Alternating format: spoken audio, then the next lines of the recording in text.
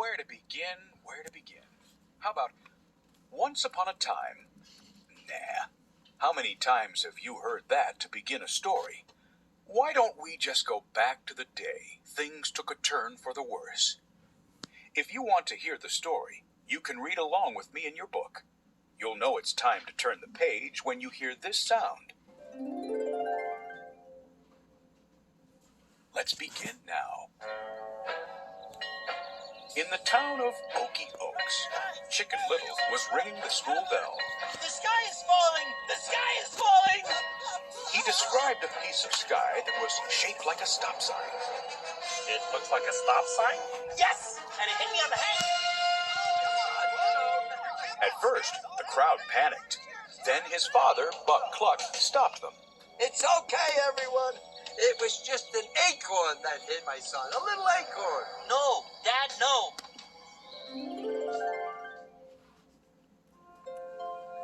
A year later, everyone was still laughing at Chicken Little. There was even talk of making a movie about it. As Buck drove his son to the school bus, he repeated some earlier advice. Remember how I told you it would be better for you just to lay low, don't call attention to yourself, right? Chicken Little tried, but it was no use. He missed the bus and chased it through town.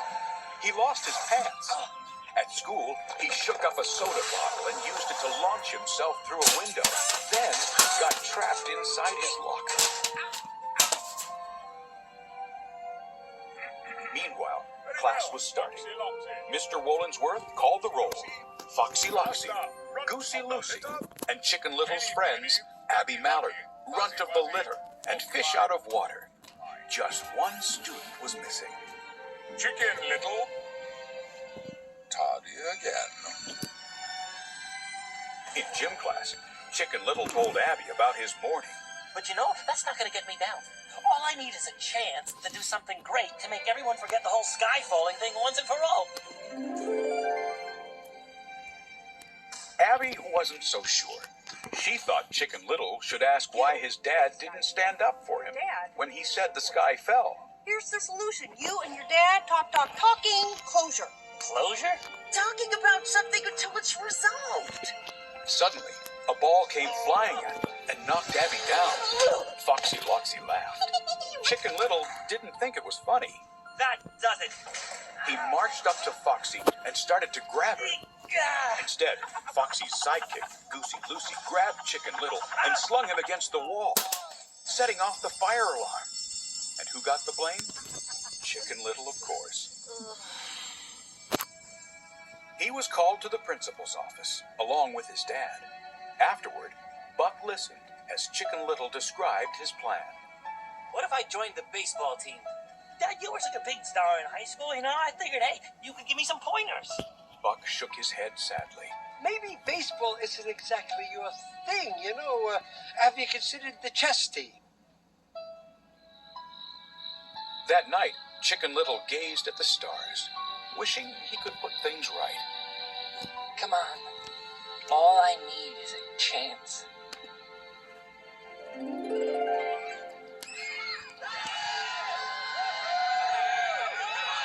Chicken Little signed up for the baseball team, the Acorns, but it didn't go well. He sat on the bench, and the star was Foxy Loxy.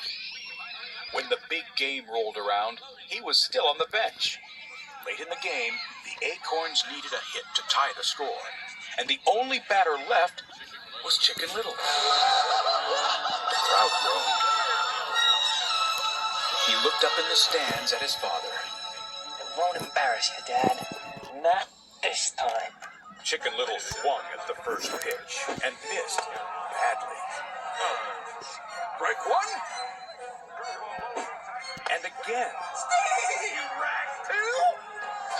On the third pitch, he closed his eyes and hit the ball. Buck cheered, then yelled advice when he saw his son take off in the wrong direction. No, not that way. Run the other way. Chicken Little turned and headed back toward first. The runner scored, tying the game.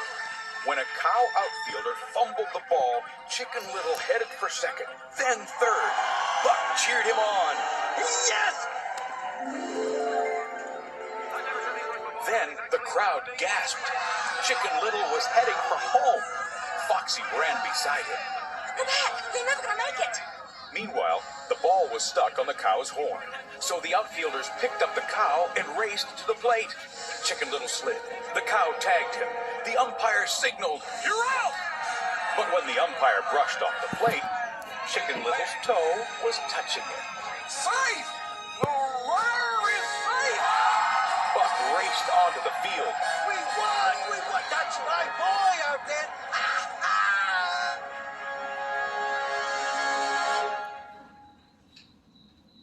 That night, Buck sat with his son. I guess that puts the whole sky is falling incident behind us once and for all. Hey, kiddo? You bet, Dad. Unless you think we need closure. Closure? It's closed! Good night, Ace. After Buck left, Chicken Little gazed at the stars. One got bigger and bigger, then flew right through the window and knocked him to the floor. It could only mean one thing. A piece of the sky? Shaped like a stop sign? Not again! Chicken Little called his friends and showed it to them. It was actually an electronic panel that took on the look of its surroundings, making it appear invisible. Abby examined it. Okay, let me guess. You haven't told your dad yet. Abby, please. This is exactly what fell on me the first time. There's no way I'm bringing this up again with him. Fish noticed a red button on the panel. He pushed it, and the panel rose into the air. Fish hopped on and went zipping out the window. Runt, Abby, and Chicken Little went racing downstairs to follow, and Buck saw them. Wait, whoa, son, where's the fire here? Abby stopped, Chicken Little has something to tell you. but Chicken Little wasn't ready to discuss it. Gotta go, Dad, bye. They chased the panel across town to the baseball field, where it spun faster and faster. Suddenly, the field was bathed in bright light, and a spaceship appeared. A hatch opened. Two mechanical creatures emerged. Runt stared. Poor fish, he's gone! Gone, man! Not yet. Abby pointed to the top of the ship. There, waving excitedly, was Fish. When the creatures walked away into the woods, the three friends sneaked into the ship. Chicken Little noticed a little alien with a single eye. He winked, and the alien winked back. Then, remembering Fish, he hurried off. The little alien followed. The friends rounded a corner and found a screen showing Fish's skeleton. Fish stepped out from behind it. He was fine. Fish showed them what he had found, a map of the planets, with all the other planets crossed out except for Earth, which was circled in red. Chicken Little gulped. Right next. They raced toward the exit, but their way was blocked by the two mechanical creatures, which had returned to their ship. The friends darted by them, finally managing to squeeze through the hatch. Runt brought up the rear, getting stuck for a minute. I'm sorry. Tension makes me bloat. They hurried away with the creatures in pursuit. Right behind them was the little alien, trying to keep up. The creatures chased them into the woods, through a cornfield, and finally toward town. Abby yelled, The school bell. We've got to ring the school bell to warn everyone. Hurry, hurry! When they reached the school, the door was locked. But Chicken Little noticed a vending machine. I need a soda. He shook the bottle and rocketed himself up to the bell tower. Chicken Little reached for the bell, then remembered the last time he had rung it. Did he really want to go through that again? Then he saw the two creatures going after his friends. He grabbed the bell rope and pulled. The creatures covered their ears and ran off. Meanwhile, a crowd of people advanced on the bell tower. Chicken Little, you better have a good explanation for this. He told them about the spaceship. Follow me! Come on, hurry, hurry!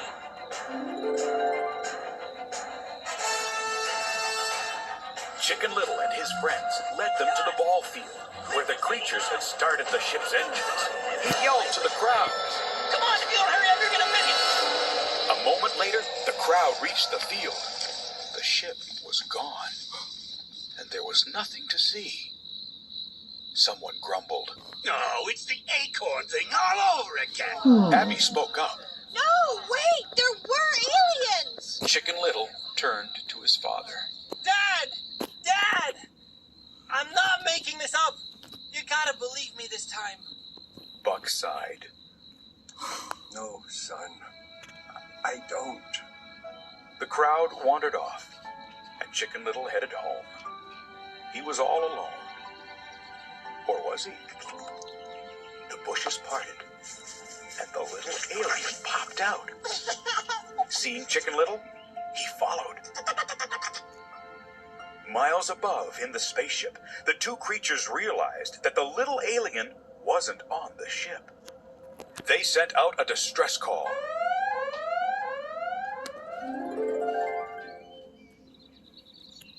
When Chicken Little got home, Abby and the others were waiting. If there was ever a time to talk to your dad, it's now. It's too late for that. He turned away, and there behind him was the little alien. Chicken Little winked like before. Instead of winking back, the alien started to wail. Runt stared. What is that thing? The alien babbled hysterically. To their amazement, Fish translated. They learned that the alien was from the spaceship and had been left behind. Suddenly, the ground began to shake, and spaceships filled the sky. Chicken Little noticed the alien making happy sounds. Those are your parents? And they brought the Galactic Armada? The alien took off toward the ship, running right into traffic. Chicken Little yelled. Watch out for the kid! Don't hit him! The town was in a panic. People tried to run, but an army of mechanical creatures blocked the way.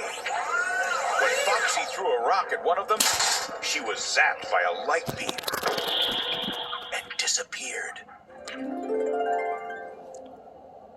Buck found Chicken Little and grabbed him. We gotta get out of here! Come on! Chicken Little tried to pull away, and Abby spoke up. Will you two stop messing around and deal with the problem? Chicken Little faced his father. You're never there for me. You've been ashamed of me ever since the acorn thing happened. You're right. But you need to know that I love you, no matter what. And I'm sorry if I ever made you feel like that was something you had to earn. Chicken Little smiled and hugged his dad. Then they snapped back into action. The alien pointed. Chicken Little saw a ship over Town Hall. Oh, is that your parents? Chicken Little told Buck his plan. All we have to do is duck and weave through traffic and make our way through town square while avoiding the death rays from those alien robots. Then we get to Town Hall, climb up to the highest point of the roof, and give the kid back to its parents. Yeah! Buck grabbed the little alien, and they raced into the crowd.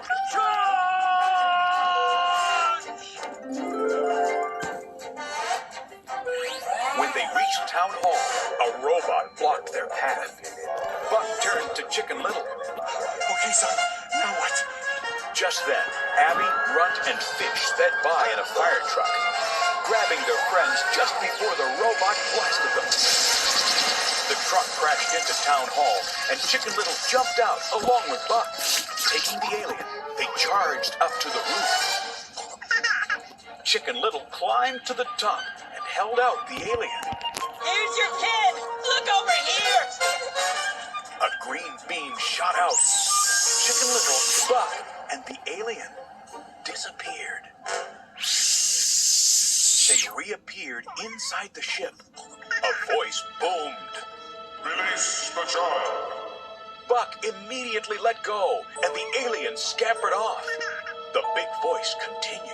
You have violated Intergalactic Law 90210, a charge punishable by immediate particle disintegration. A moment later, a softer voice spoke. Melvin, honey, turn off your big voice. Turn it off. Yes, dear. The voices were Melvin and Tina, the aliens' parents. Tina explained that on vacations, they stopped here every year. I mean, where else would we have picked our acorns? They apologized for the full-scale invasion and then used their beams to restore the town and everyone who had disappeared. As the aliens prepared to leave, a panel fell off their ship. And it was shaped like a stop sign. Tina sighed. There goes that panel again. Seriously, honey, someday it's going to hit somebody on the head. The ship soared off into the sky.